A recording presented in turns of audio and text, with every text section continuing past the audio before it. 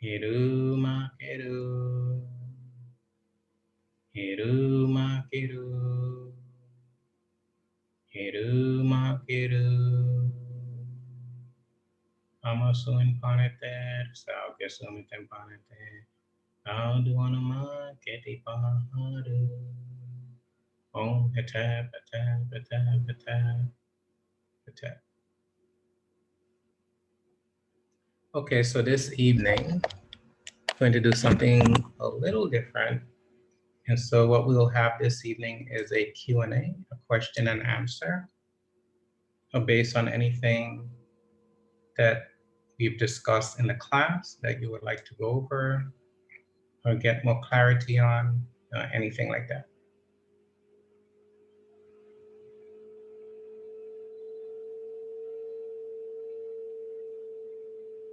So you can ask your questions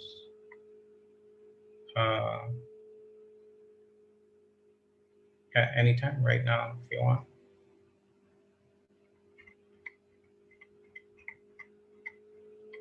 Anything you don't understand that's pressing.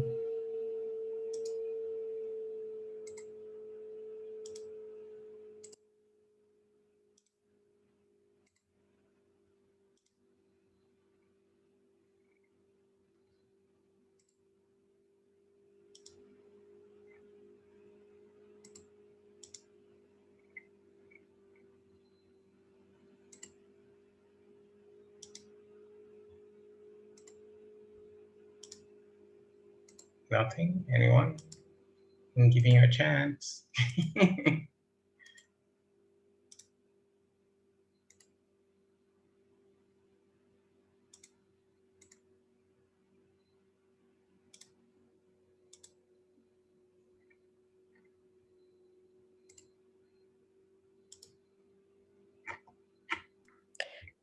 You just say who. Mm-hmm. My question is about one soul, and we're all one soul. How I understand the concept, if you will, because spirit is in everything. But when I look at it from the perspective of the individual souls being one, that's not clear to me. All right. So firstly, the individual souls being one, and maybe I've worded it that way in the past, perhaps, I don't know, I can't remember.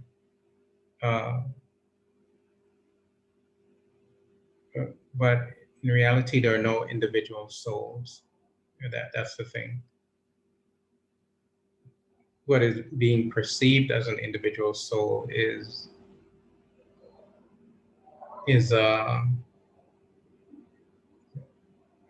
guess the best word you can put it, you can label it under is illusory. There's no such thing as an individual soul. So anything that appears separate from the divine, that is like a reflection or an illusory construct. So all souls, or all perceived individual souls, are actually not individual. They're all the same soul. You can put it in that context. In other words, what seems to be individual is not individual at all. There's no such thing as individuality. So if you think about the, I think I use a diagram in one of the other classes where you have the Nebuchadnezzar at the top, and then you have the individual personalities that are emerging from Nebuchadnezzar. But those individual personalities are like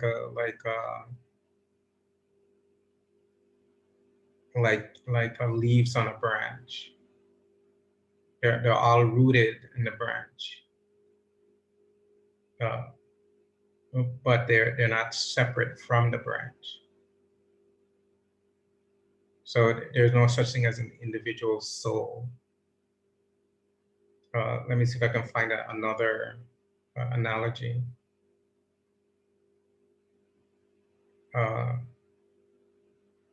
The sun is one body, and there are rays that are emerging from the sun. But all of those rays that are emerging from the sun emerge from the same source, which is the sun. So if you trace back all of those so-called individual rays, you go back to the source.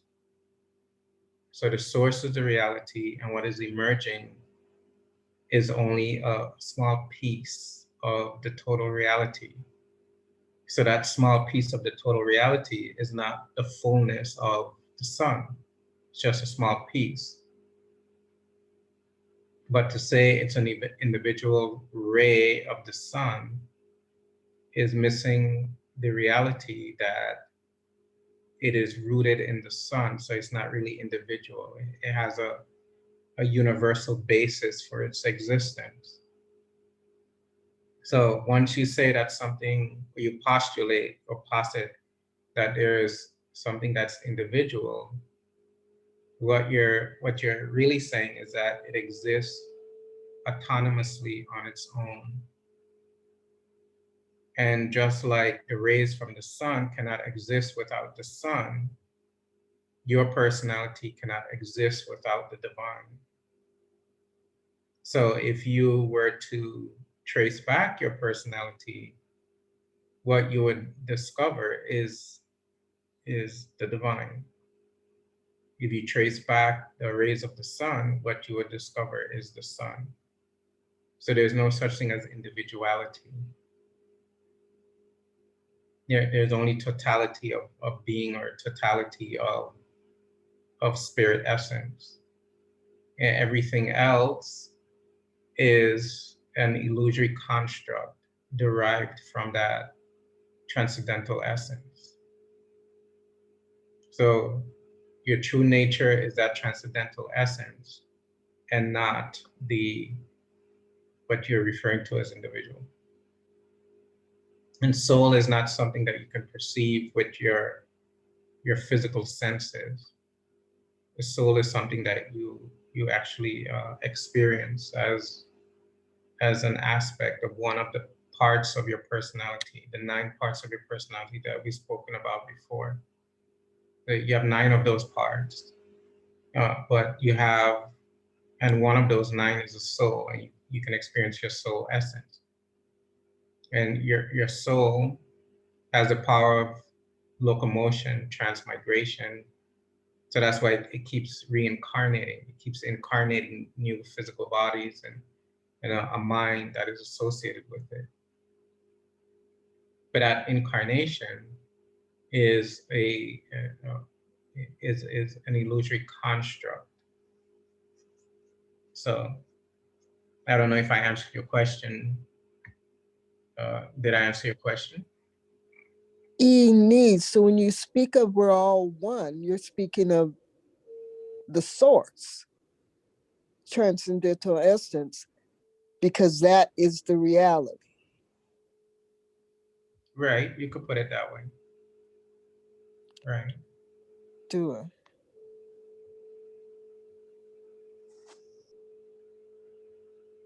So anything that is not it is something other, and that other is illusory.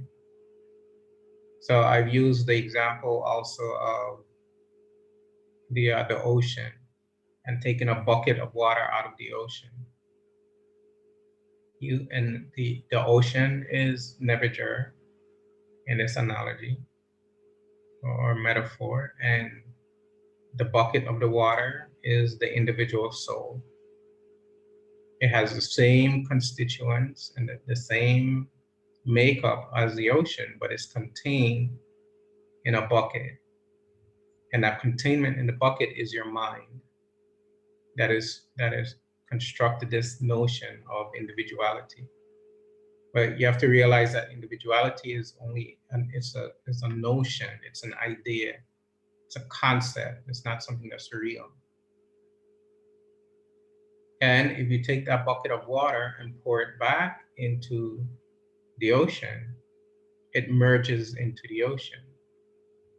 So that the soul and the ocean are actually the same thing, but an aspect of that universal essence has taken on mind construct that causes a mirage-like appearance of individuality. So our notion of individuality is more of a mirage. It's not real. And that's why you have the spiritual disciplines, to discover that reality and to go beyond the mirage-like appearance of things.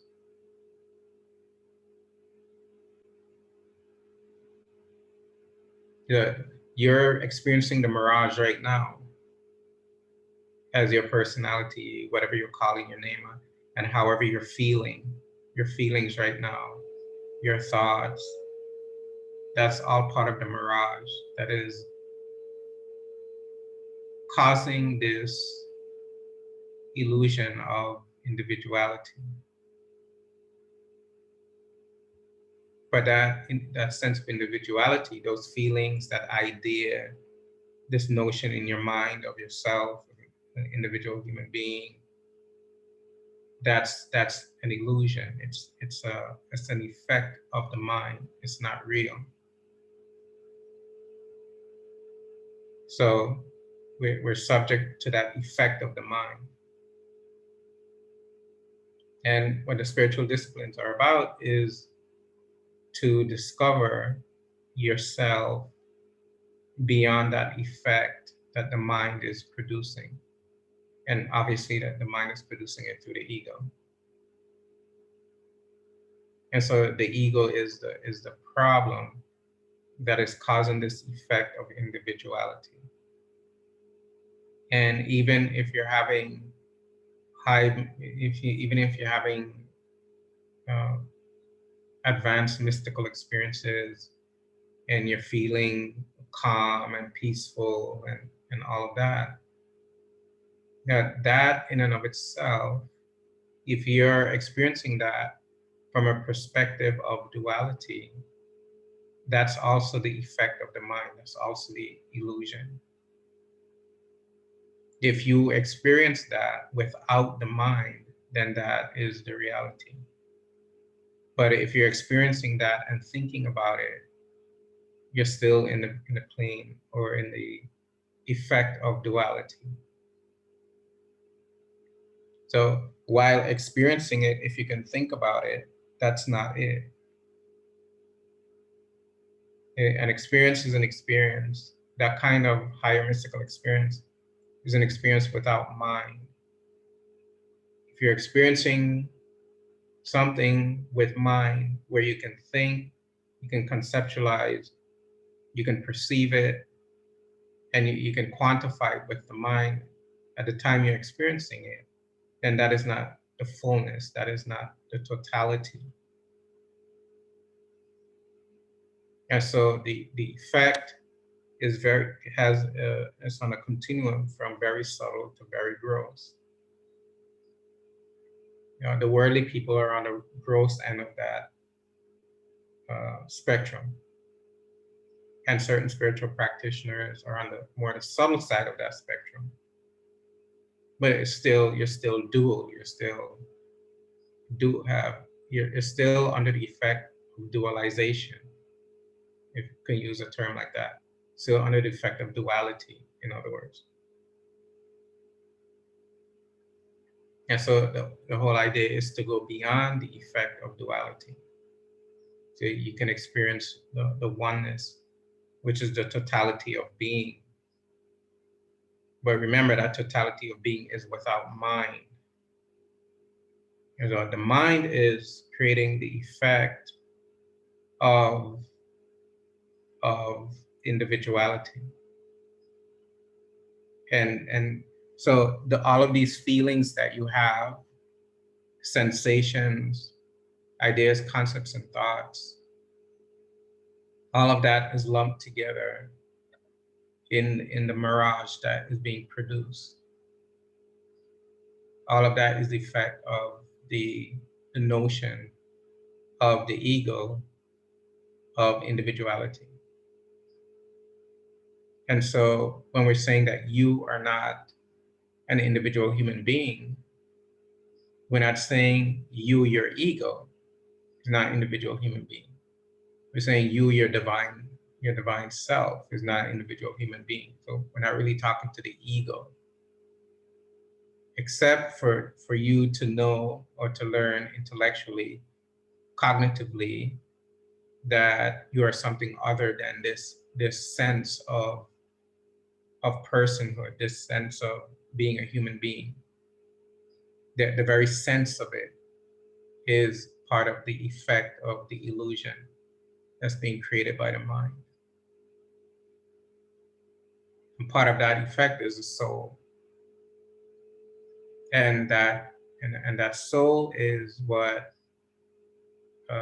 is chopped up by the ego, dismembered, destroyed, however you want to put it, by the ego, that is put together by wisdom. And the wisdom that is putting it together is the wisdom of knowledge that you are something other than individual soul. Is that then you can discover your universal self, which is the same asar, which is the same never, same net, and call it whatever you want. But it's beyond name and form. It's beyond all categories of thought, as Joseph Campbell would say. So that's how you have to think about it. So anytime you sense yourself as an individual, whether you're feeling peaceful or relaxed or whatever, that's still not the totality. It's good to be there, it's a good experience to have, but it's not the totality, it's not the fullness. Because the fullness is beyond all of those sensations, even beyond the sensation of feeling a oneness with the divine. Even that feeling of being one with the divine is part of the mirage, the mirage-like construct. If you are experiencing yourself as the divine, there's nothing to sense that you are one with the divine, because you are experiencing that. So, and when I say you are experiencing that, even saying it like that is problematic philosophically. Because if you are that thing, then you cannot experience that. You are that. So what is there for you to experience? Well, all there is being in reality. And when you experience being, or when you discover being, then you're not sensing, you are being.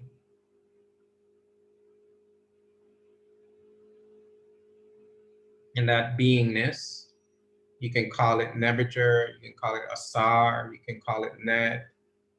The Hindus call it Brahman. You can call it, the Buddhists call it Shunya, you can call it whatever. And the reason why you can call it whatever is because it is beyond categorization. So any label that you apply to it, if the label is steeped in metaphysical wisdom, then it applies. So for example, Nebuchadnezzar. Nebuchadnezzar means all-encompassing divinity. That's not a name, that's a description. So you really can't name it. You say Asar, Asar means soul, Net, which means Entet means being absolute. So how can you name something for which there can be no capacity. When you name something, you categorize it and you focus it, you localize it.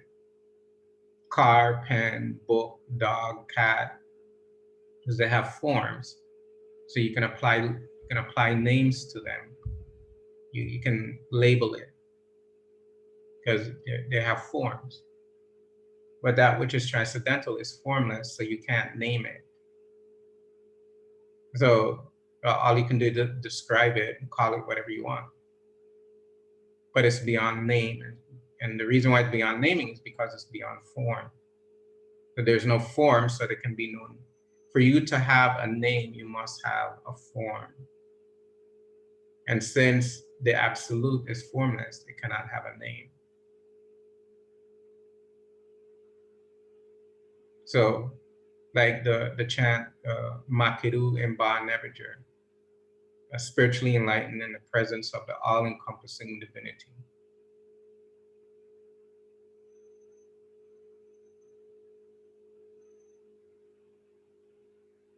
So you really can't name it per se. And then if you can't name it and you can't categorize it,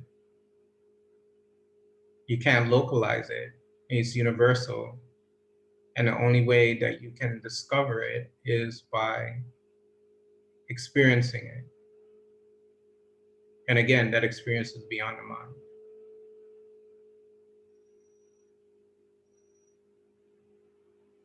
And therefore, if that experience is beyond the mind, then there's nothing for you to categorize. There's nothing for you to label. Well, all you can do is describe. And the description itself is limited. The description of Nebuchadnezzar, all-encompassing divinity, is limited in its capacity to capture what it really is, because it is so incomprehensible that even a description of it is inadequate to explain it how it really is.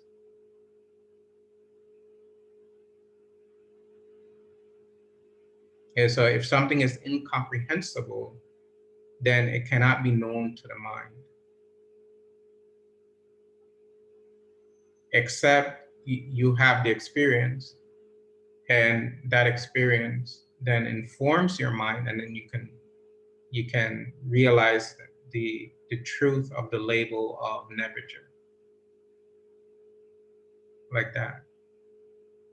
But you're not really, you can't really categorize it, label it, name it, and expect that the name or the description is actually capturing how it really is.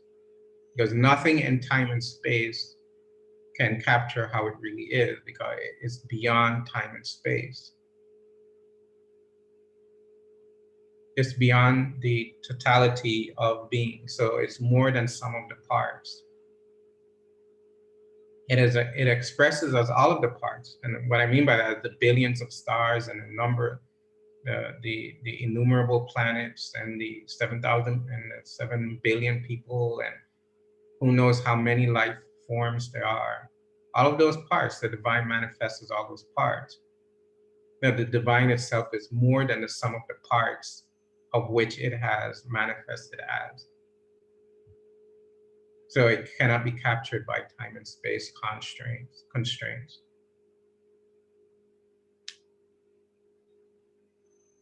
And so that's how you have to think about it in those.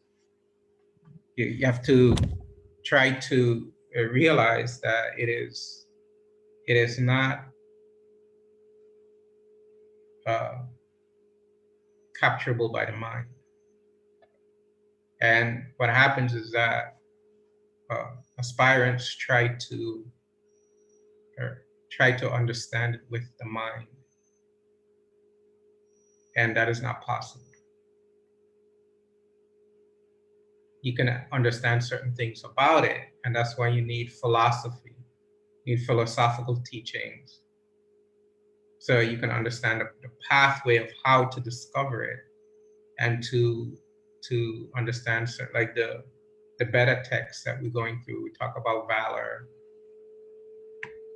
Here we talk about the soldiers and so forth, and the conscious thought uh, of Ra, and you know, being in the boat and so forth, and Asar and Heru Behudet is essentially the same.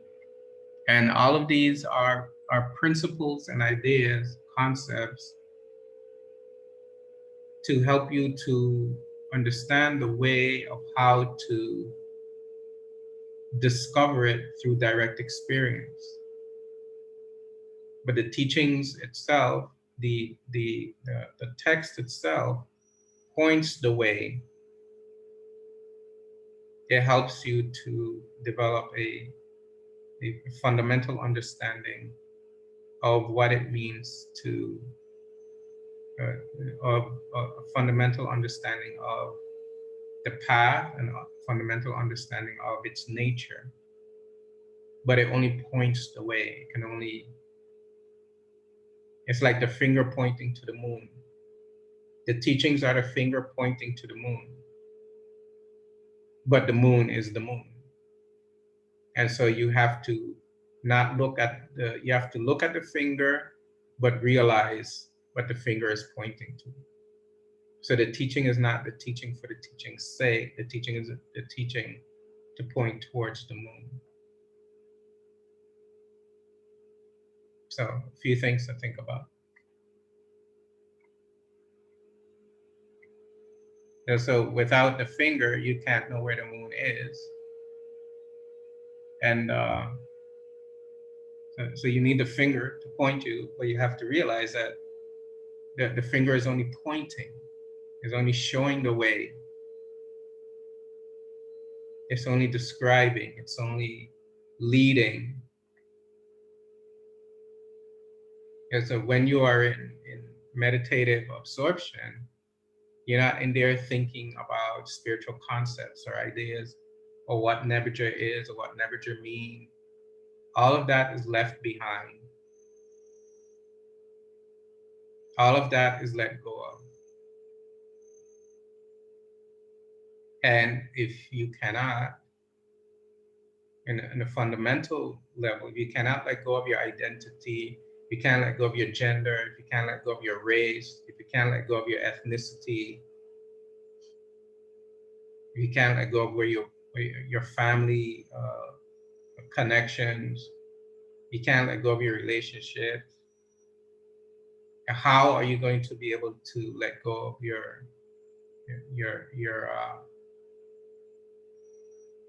more subtle aspects?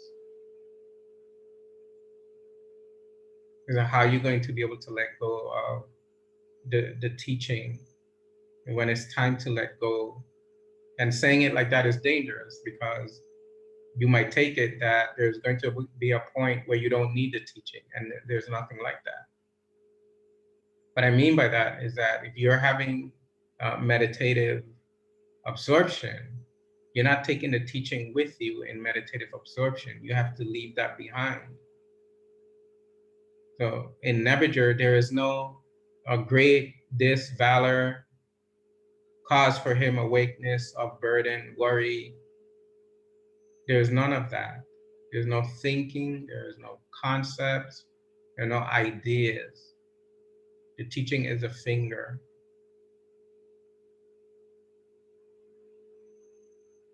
And so you have to learn to let go of everything. And the problem is that students have a hard time of letting go of the basic things. So you still want to have your family there with you. And if they're not there with you, you're upset. And if they don't come to see you, you're mad. And if you can't let go of those things, if those things still bother you, if you're still bothered by those things, then you'll not be able to let go sufficiently to discover that which is beyond, because those attachments are holding you back. You can't let go of, oh, this person don't like me anymore, and I wish they would come see me, and all of that. If you can't let go of that, then forget it. You can only go so far.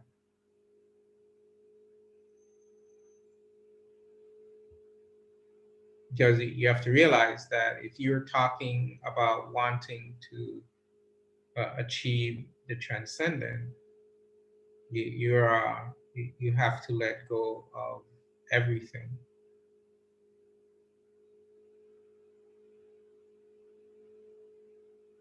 And when I say everything, I mean everything. You have to be able to let go. Now, it doesn't mean that you will not have family or people come visit you or have friends, be friendly with somebody. It doesn't mean that.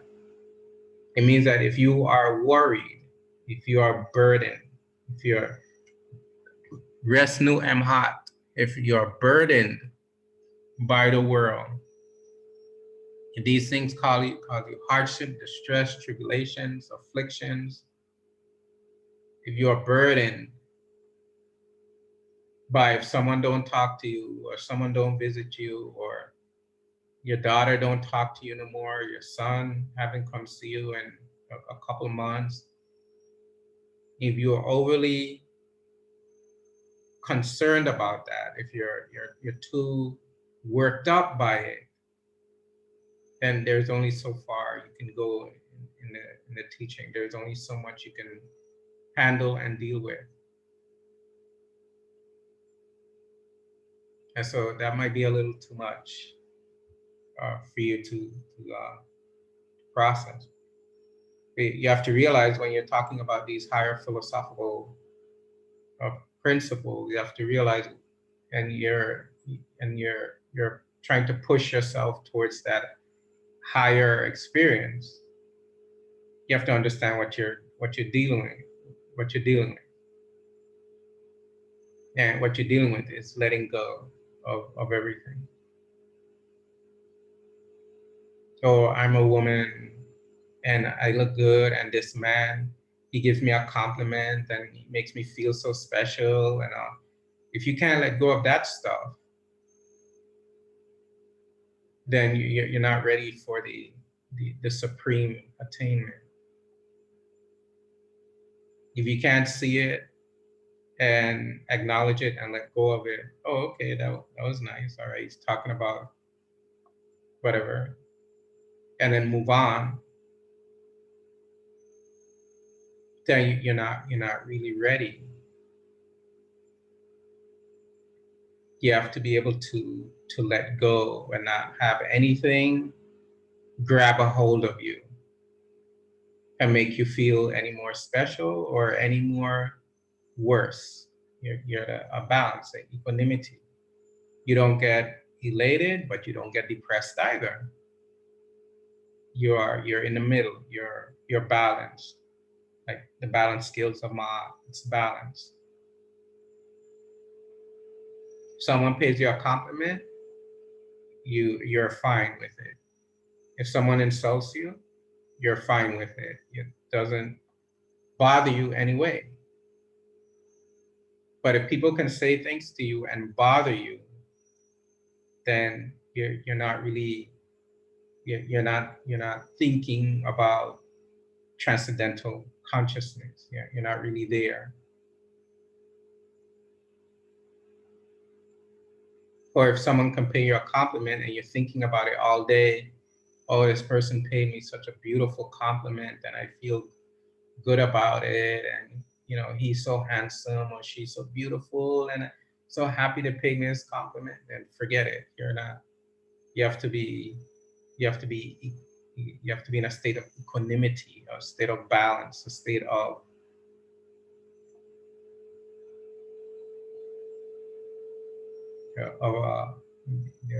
like a physiological term for this is homeostasis, when everything is balanced.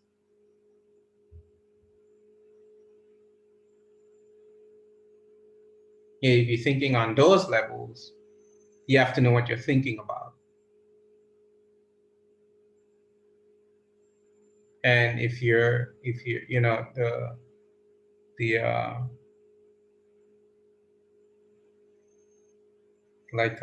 things in the world that's going on, that anything that's bothering you, anything that's gripping you is going to prevent you.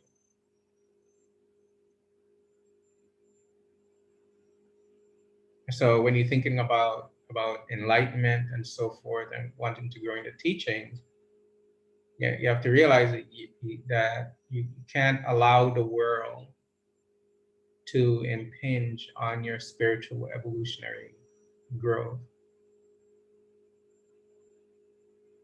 And that means in not being resentful of others, but you know, could care less if they love you or they hate you. But not being resentful of people and holding animosity and negative feelings towards people, whether they have hurt you or not. If they have hurt you, you have to chalk it up to Ari. Because where there's smoke, there's fire. So if someone is hurting you, you have to try to understand, at least philosophically, that what goes around comes around. And so you have to be able to bear insult and bear injury. You have to be able to have an equal balance in the world. If someone insults you, be like water off your back, and don't let it get into your ego and you start to churn it and churn it and churn it. And that's the denden, that's the valor.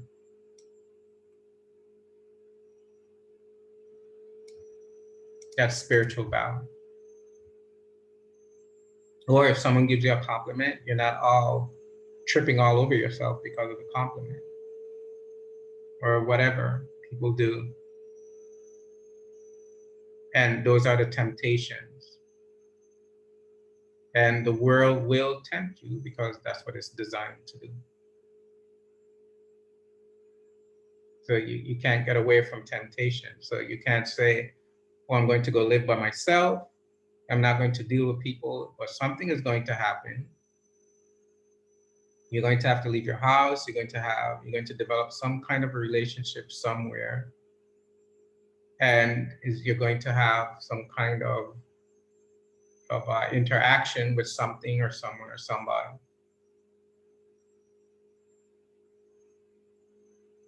And so you will be tested at some point. So that's the way it is. You start thinking about these higher philosophical principles of individual soul and universal soul. These are advanced perspectives away from the worldly people. They don't think about these things. But you have to learn how to understand these advanced perspectives properly, so you can make use of them so that you can advance on the path.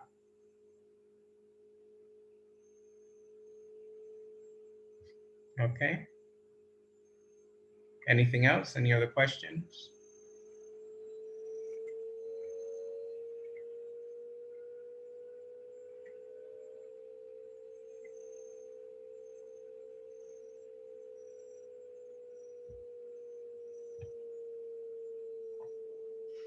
Uja. Uja.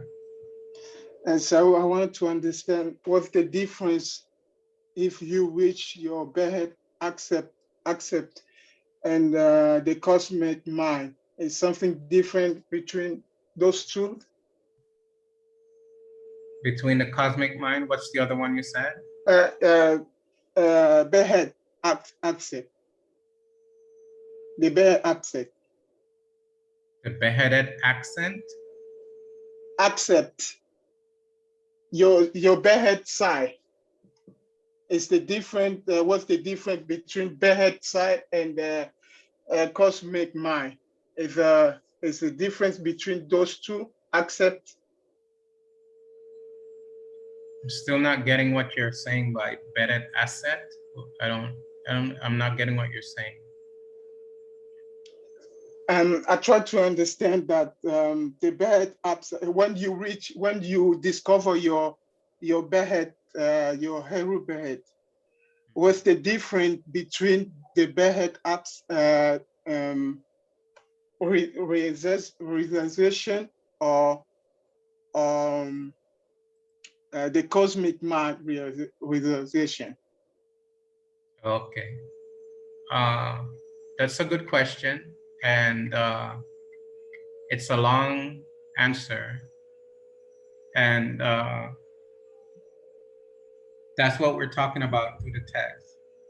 But generally, your cosmic mind is you think about the your individual notion of mind.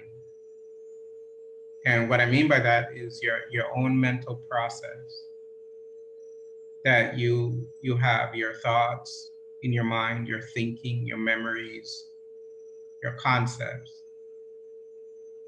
And so that's your individual mind.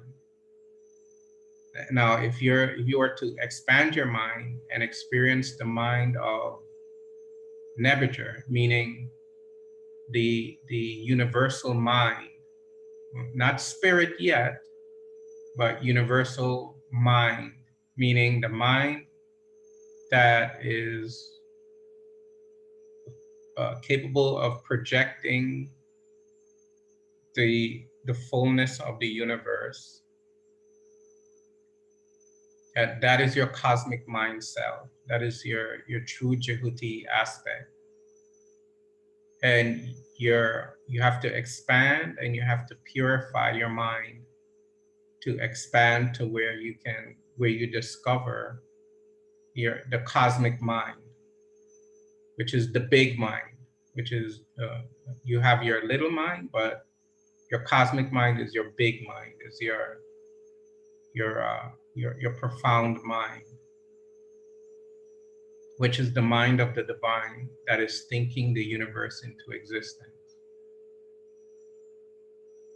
And your Bedet aspect, I don't want to give it away because it's coming up in the text, but your Bedet aspect is your all-encompassing spirit nature self. And so you have to so basically in your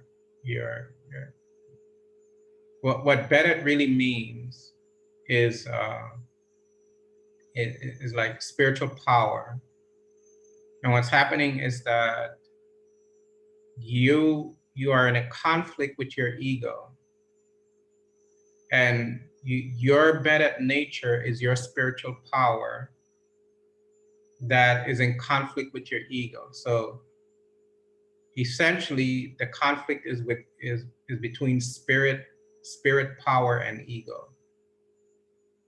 And if you can align yourself with spirit power, you will overcome the ego and discover your transcendental nature, which is your true Bedet nature.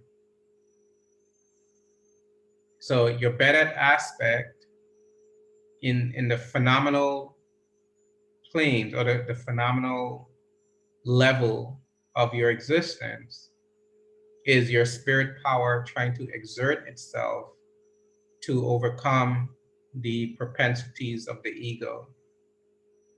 And when you're able to do that, so to think about it, to overcome the propensities of the ego, you have to align yourself with spiritual power. So it's not your ego identity that is fighting against another ego principle within you. What the conflict is really about is spiritual power and ego. And if you align yourself with spiritual power, you will inundate the ego. You will overcome. You will drown out the effect of the ego. So your better nature is joining with spirit power. That's what this text is about. Joining with spirit power so that you can overcome the effects of the ego. And that's the conflict that is occurring within you between those two principalities. Spirit power is trying to express itself, but ego is trying to usurp or to stymie that expression, because the ego wants to be the predominant expression of your personality as opposed to spiritual power. You follow? So your ego is your sense of individual, your sense of being an individual, is everything that you're trying to achieve in life, your career, all of these kinds of things are expressions of the ego. And so the ego wants to bring that forth and make that the reality or the paramount focal point of your personality. And spiritual power is also trying to exert, and so that may be the primary focal point of your personality. So the struggle is really with spiritual power trying to exert itself so that can be the dominant principle of your personality. And then when that is occurring, you express your personality changes. You express godlike qualities in your personality, more gentleness, calm, resiliency, balance, equanimity, fortitude, all of these kinds of things. You do away with worry, anxiety, frustration, all of that. You have control over your personality and the functions of your body and so forth. Yeah, did I answer your question for you? Yes, Dora. All right.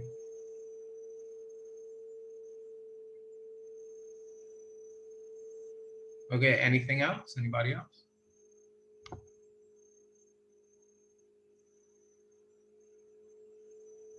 Okay, so we'll do these from time to time. We will have a general Q&A as we go through the text and you start thinking about things.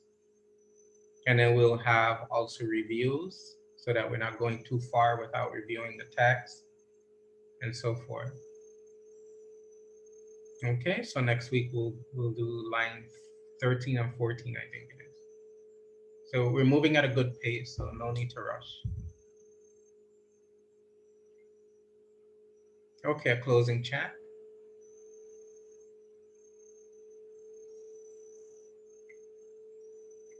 Let's do a chant from the text itself.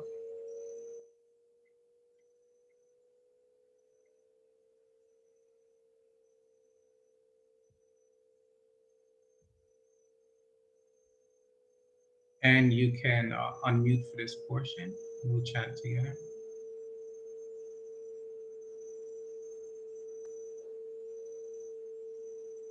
Pahenu jetu arasar an Heru Behudet.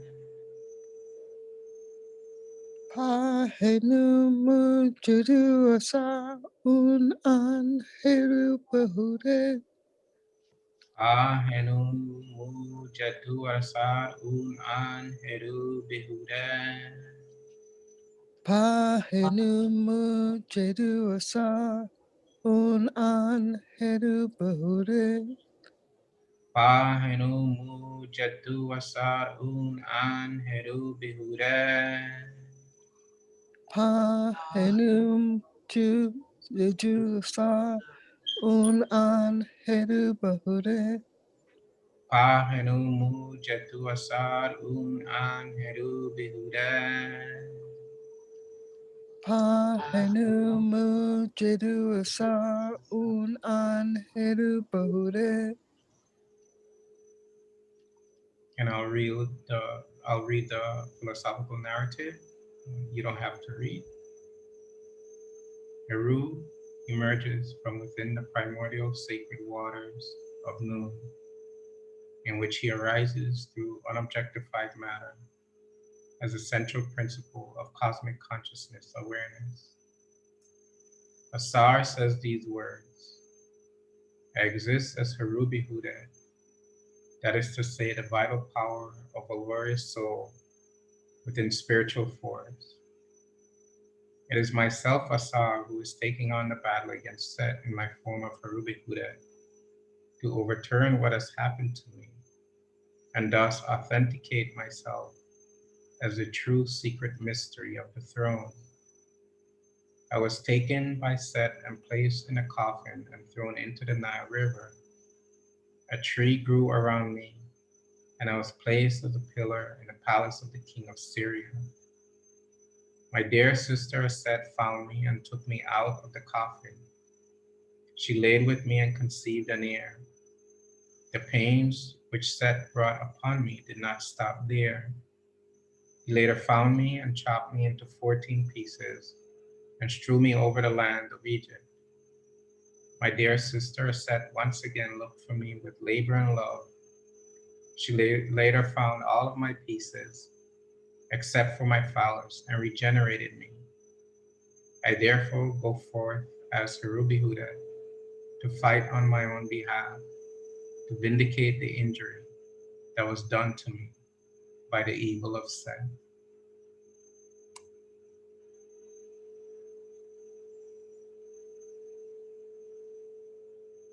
Om Hetep, Hetep, Hetep, Hetep, Hetep. Dua everyone, until we meet again. Hetep. Do a Dua Hotep.